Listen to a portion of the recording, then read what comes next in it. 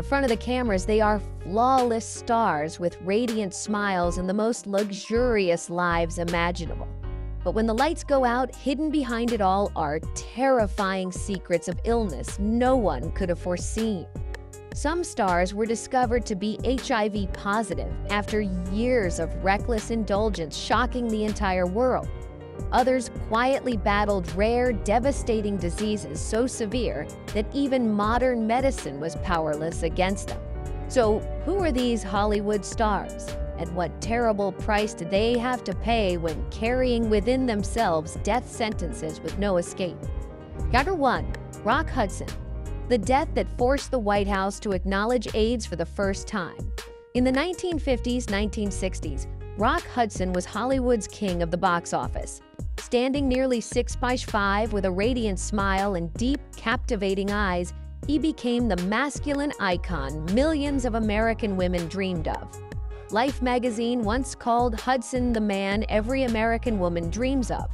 On screen, he embodied charming gentlemen with endless romances, convincing the public that off-screen Hudson was indeed the ultimate heartbreaker. But behind those dazzling lights hid a truth. Hollywood trembled to even whisper. In 1984, during a routine health check in Paris, doctors quietly broke the devastating news Rock Hudson was HIV positive. At that time, HIV/AIDS was still a death sentence with medicine nearly powerless. No antivirals, no treatment regimen, no ray of hope. Journalist Randy Schultz, in And the Band Played On, recalled that Hudson was devastated yet forced to keep the secret. His PR team compelled him to keep filming to appear alongside glamorous actresses in order to preserve the image of the irresistible leading man. In Variety magazine, he remained a shining star. But behind the camera, every mouth sore, every lingering fever was a terrifying reminder that the truth might soon be exposed. In the 1980s, AIDS meant collapse. The immune system destroyed lungs consumed by fungal infections, patients dependent on blood transfusions. The final photos published by Time haunted millions. The once strong Rock Hudson reduced to skin and bone, hollow cheeks, sunken eyes, staggering like a shadow. Friends recalled that even climbing a few steps left him gasping, drenched in sweat, as if he had run a marathon. Some nights Hudson was in such agony, he would pound his fists against the wall, trying to forget the feeling of his own flesh tearing from within. The breaking point came at a fundraising gala against the disease where he appeared with Doris Day. Trembling before the audience, his voice hoarse, gripping the microphone with frail hands, he declared, "I am not ashamed. I just want to help others." The hall fell silent, then erupted in sobs. Elizabeth Taylor, unable to hold back, wept on stage later, becoming one of the leading voices in the global fight against AIDS. Hudson's death on October 2, 1985, not only claimed a star, but also forced the American political stage to awaken. The following day, the New York Times bluntly wrote President Ronald Reagan, Hudson's longtime friend, can no longer remain silent. Indeed, under public pressure, the White House for the first time publicly addressed AIDS in a national speech. One death changed the entire attitude of government and society toward the century's most feared disease. If Audrey Hepburn left the world with a quiet smile in Switzerland, Rock Hudson departed under blinding lights, leaving America stunned and shaken. But the tragedies did not end there. Before Hollywood could recover from the terror of AIDS, another male star, an icon of muscle and masculinity, fell victim to an invisible poison right on the film set. Number 2. Steve McQueen struck down by asbestos dust on set. In the late 1970s, as audiences awaited Steve McQueen's next thrilling role, the King of Cool suddenly vanished. Major Los Angeles papers cautiously wrote a few short lines saying he was ill. But behind the silence was a chilling truth. McQueen was facing mesothelioma, a malignant cancer of the mesothelium directly linked to asbestos, dubbed the silent killer of the 20th century. This disease was extremely rare, with only a few thousand cases diagnosed annually in the U.S. But once contracted, death was almost certain, as cancer cells clung tightly to the delicate membranes surrounding the lungs, heart, and stomach. Experts at the Mayo Clinic once remarked, Mesothelioma is a pre-written death sentence. It's only a matter of when.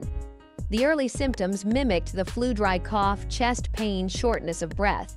Yet within months, McQueen faced a nightmare. He could not lie down to sleep. Every time he reclined, a suffocating grip closed around his lungs. The man who once raced motorcycles at breakneck speed in The Great Escape now slumped in chairs, gasping for air, unable even to climb a small staircase.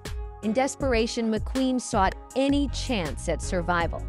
According to People magazine 1980, he spent over $40,000 on an underground doctor in Mexico who injected bizarre concoctions made from sheep liver extract and beef fat. He even secretly traveled to Switzerland to try embryo cell implants, a procedure banned in the US for its dangers. But these were illusions to cling to. In his ABC interview with Barbara Walters, McQueen appeared so thin he was barely recognizable. His eyes still burned with defiance, but his voice cracked. "I'm not afraid of death. I'm just angry that I can't ride one more Mustang on screen." On November 7, 1980, in Ciudad Juarez, Mexico, Steve McQueen breathed his last at only 50 years old. The sudden death shook America. Both the New York Post and Los Angeles Times reported he had been exposed to asbestos from racing suits and explosive film sets. His passing fueled a wave of lawsuits against asbestos corporations, forcing the U.S. Congress to change labor safety laws. Chapter 3. Audrey Hepburn, felled by a 1 in 10 million invisible disease. January 1993. Paris skies were gray and cold. When the New York Times reported Audrey Hepburn has died in Switzerland aged 63, the world was stunned. The woman who had melted millions of hearts in Breakfast at Tiffany's, hailed by Vogue as the immortal muse of cinema, had not died of old age but from an obscure disease, appendiceal cancer. So rare was this cancer that even at the U.S. National Cancer Institute, a veteran surgeon admitted in The Lancet, "In a lifetime of operations, I've seen fewer than 10 cases. It was dubbed the invisible disease because tumors could grow silently for years without obvious signs. By the time it was detected, it was usually too late. The tumor had spread like rotting roots across the abdomen." Audrey was its most tragic victim. At first, she suffered vague abdominal pains, occasional nausea. Neither she nor her doctor suspected it was the start of a death sentence.